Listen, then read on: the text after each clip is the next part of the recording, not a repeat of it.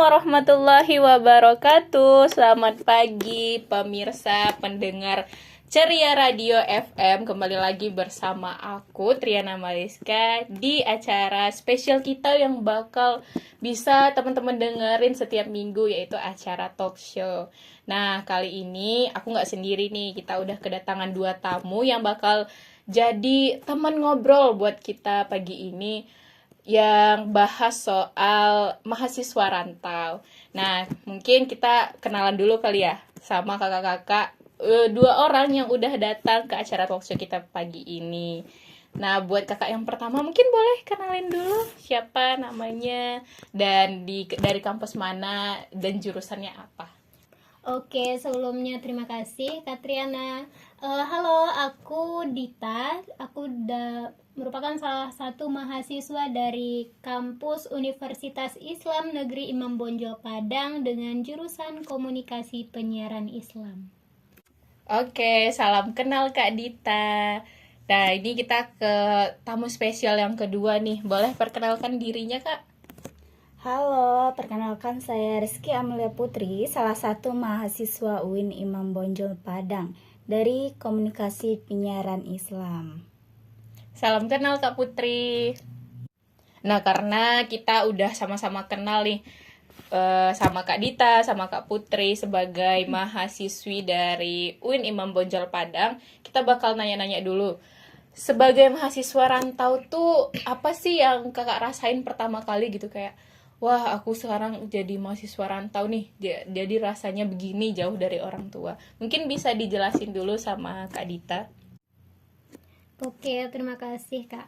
Kalau dari versi aku ya, menjadi anak rantau ini rasanya menurut aku sendiri ya 50% lah. Ada rasa kebanggaannya, ada juga rasa sedihnya tentunya. Rasa bangganya ya bisa tahu dunia luar itu bagaimana. Kalau untuk rasa sedihnya harus terpisah jauh dari keluarga. Oke, jadi gitu rasanya jadi anak rantau menurut Kak Dita. Coba kita tanya lagi ya ke Kak Putri. Mungkin ada feeling yang beda yang dirasain sama Kak Putri sebagai anak rantau. Boleh dijelasin Kak, gimana sih rasanya jadi anak rantau itu? Kalau menurut saya sih sebagai anak rantau, meskipun meninggalkan rumah mungkin itu sulit, ini juga bisa menjadi pengalaman transformasi kita yang menumbuhkan kemandirian dan juga penghargaan yang lebih dalam terhadap kenyamanan rumah sendiri. Gitu. Oke, jadi gitu ya teman-teman yang dirasain sama Kak Dita dan Kak Putri sebagai mahasiswa rantau. Nah, karena tadi kakak yang berdua ini udah jelasin, udah perkenalkan diri bahwa mereka adalah salah satu ya mahasiswi di Universitas Imam Bonjol Padang. Mungkin kita bisa nanya nih ke mereka, kenapa ya alasannya untuk memilih prodi dan kampus UIN ini sebagai penempuh pengalaman pendidikan mereka di perguruan tinggi. Kita mulai dari Kak Putri dulu nih. Baik, terima kasih. Kenapa saya memilih Universitas Imam Bonjol Padang dan juga prodi KPI tersebut? Pada awalnya, dalam memilih universitas ini, ya karena saya dulu tuh orangnya pemalu dan juga introvert ya. Maka dari itu saya akan berusaha merubah diri saya menjadi orang yang lebih baiknya, atau sebaliknya yang lebih baik lagi. Dengan adanya masuknya dalam kampus ini, kita dapat berkesempatan bagi mahasiswa untuk mendapatkan pendidikan yang berkualitas, pengalaman praktik, dan juga berkesempatan dalam berkontribusi pada masyarakat serta meningkatkan kemampuan mereka terhadap berbagai aspek. Wah, menarik banget ya. Jadi memang kita tuh punya alasan tersendiri kalau milih kampus dan jurusan. Nah, sekarang kita coba dengar ya alasan Kak Dita kenapa milih kampus dan jurusan ini. Oke, kalau dari aku sendiri ya Kak, aku milih universitas dan prodi yang dijalanin sekarang ini, itu pertama aku dari jalur SPAN PTKIN dulunya Kak. Kenapa bisa di Univ dan prodi komunikasi penyiaran ini? Pertama, aku juga dari madrasah aliyah, jadi rasanya emang udah pantas untuk masuk ke UIN, dan alhamdulillah kemarin lulusnya di UIN Imam Bonjol Padang ini. Kalau untuk prodi sendiri, aku milih prodi komunikasi penyiaran Islam ini karena aku merasa tertarik sama dunia penyiaran juga nih Kak. Jadi jurusan komunikasi penyiaran ini menurut aku jurusan yang tepat. Wah, memang ya alasan kita yang berbeda-beda memilih kampus dan prodi itu menarik. Dan mungkin sudah terlambat, tapi pengen tetap ngucapin selamat nih ke kakak-kakak yang udah bisa menempuh perguruan tinggi di kampus dan jurusan ini sesuai dengan pilihannya sendiri. Oke, kita lanjut ke pertanyaan ketiga.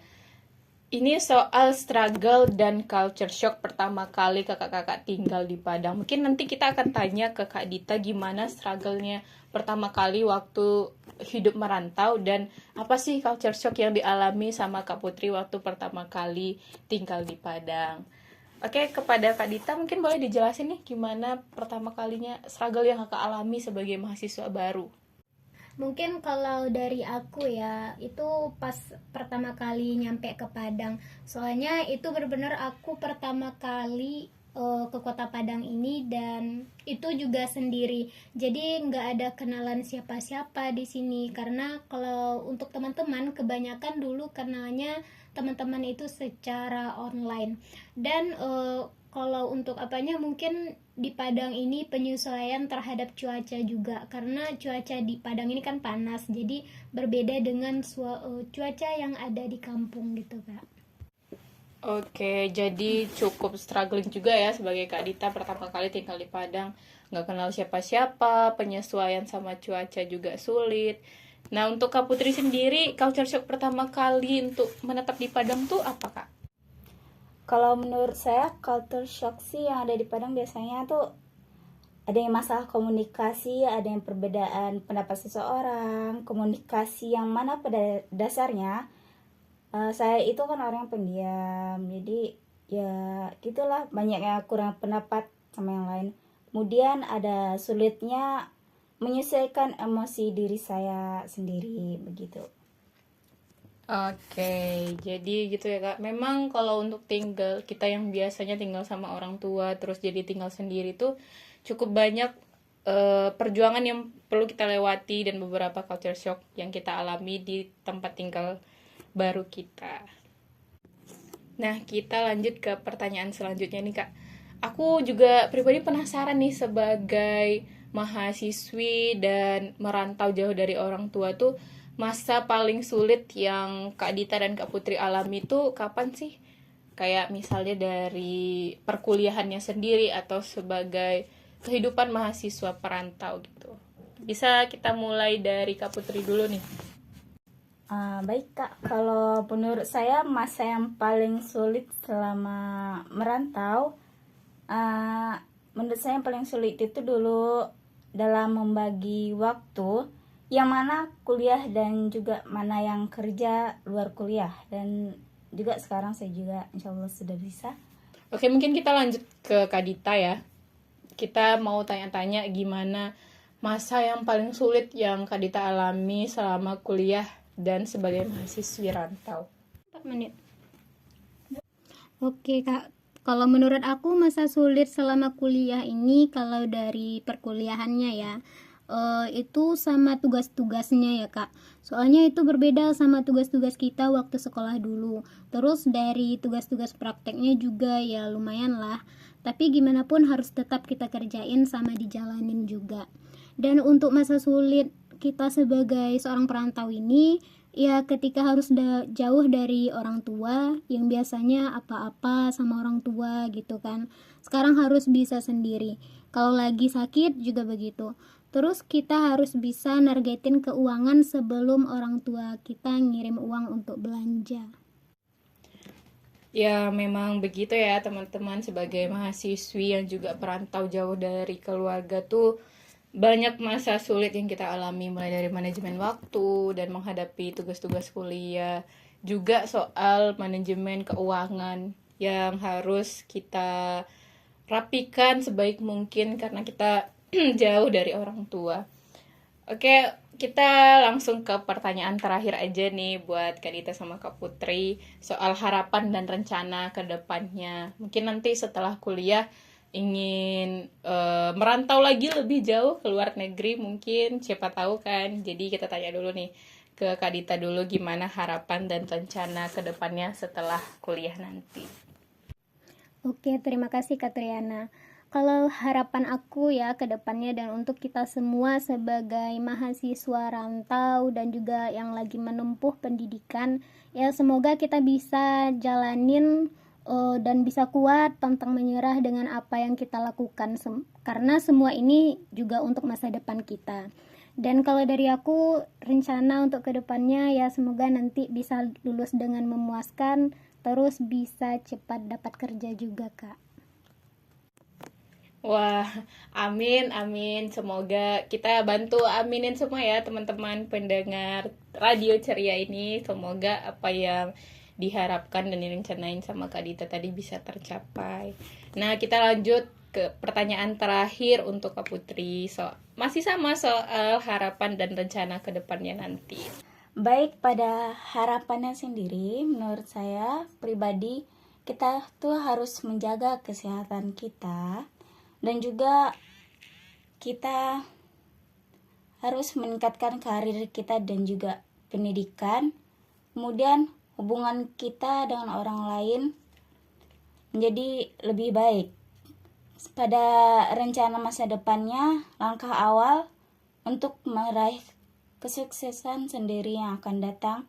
Dan juga kita dapat membahagiakan orang tua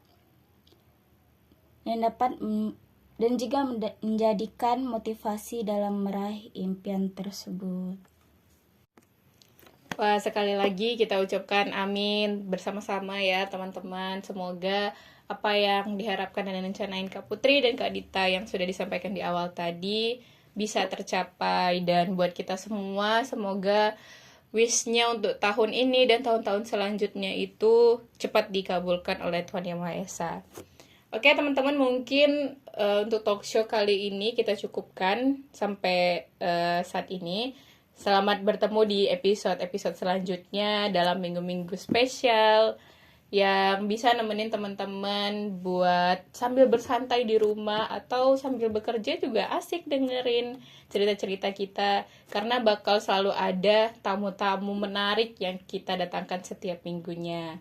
Akhir kata, wassalamualaikum warahmatullahi wabarakatuh. Sampai jumpa lagi teman-teman pendengar.